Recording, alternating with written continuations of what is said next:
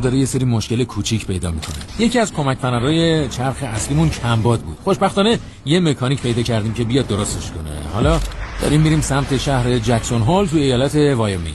تا بازی فکری رو تحویل بگیریم. آرماندو فکر میکرد که دیگه هیچی جلو درش نیست، ولی بعد از مشکلات فنی باید با هوای بد روبرو بشه. قرار بود بریم شهر پورتلند توی ایالت اورگان، ولی اوضاع هوا اصلا خوب نیست. فکر کنم به جاش بریم آیداهو. دارم یکی از روزنامه‌ها به خاطر هوا از دست میدم.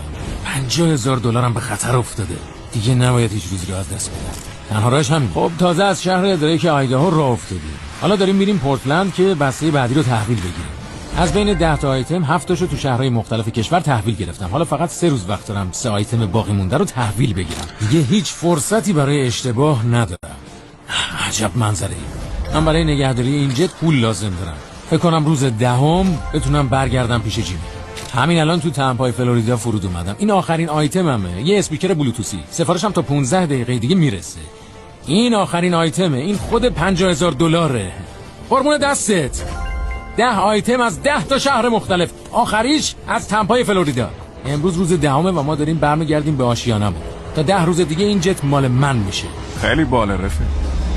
آرماندو داداش تو همین الان $50,000 بردی. به افتخارش بچه.